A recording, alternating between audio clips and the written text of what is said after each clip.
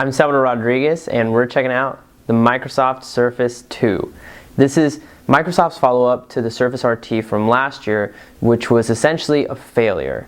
The tablet did not do very well on sales, for the most part because of a lack of apps and because it didn't have the greatest battery.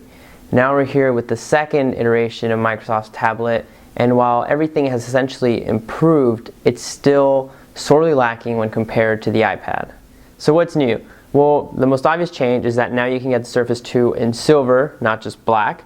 The other big change is that now its kickstand can open at the angle that you had before and a second angle, which is helpful if you're a taller person or if you're going to rest this on your lap. It's going to be a little more sturdy now.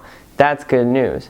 It also has an improved screen. While the previous version had a 720p HD screen, this one has a 1080p full HD screen. It's also got a better and improved processor, and it's slightly thinner than its predecessor. The Surface 2 is also running on Windows 8.1 RT, which is an improved version of Windows 8 RT, which came out last year. Now you can customize the background of your device a little bit more, as well as a few other helpful features. But one of the things that I was looking forward to most was the device's improved battery life. When Microsoft announced the Surface 2, they said that it would be able to get 10 hours of continuous battery use, which is on par with the iPad. I tested it out and I was disappointed to find that I only got almost 7 hours, which was only a slight improvement over what the Surface RT gave me last year, which was 6.5 hours.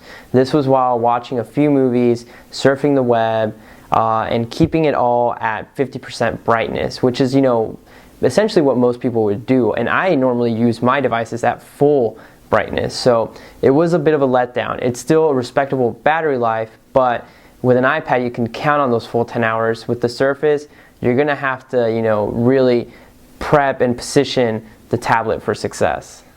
I had a good experience with the device. It basically did everything that I needed to.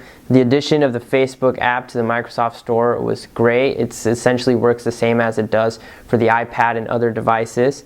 And it's very good, especially if you like having a tablet but you want something hard that you can type on. That's thanks to the Surface's two types of covers. The touch cover, which has a soft keyboard, and the type cover, which has a keyboard more similar to the ones that you use for your computer, both of which are now backlit, which is great for using in the dark.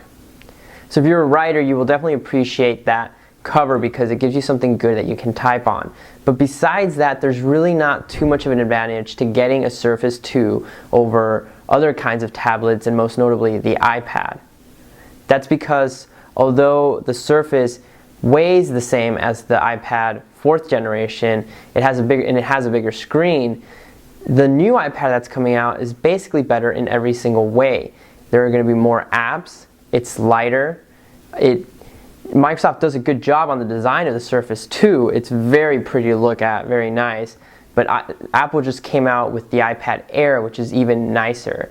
So Microsoft is trying to go toe-to-toe here with Apple. They're trying to put out an iPad killer, and although this is nice, it just does not beat the iPad in any way.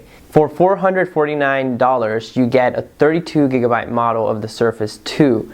And for comparison, the iPad Air starts at $499 for a 16GB version.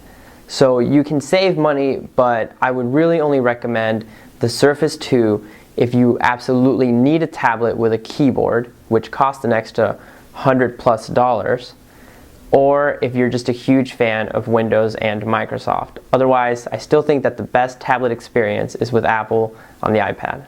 For the latest tech news, follow me on Twitter at Sal19.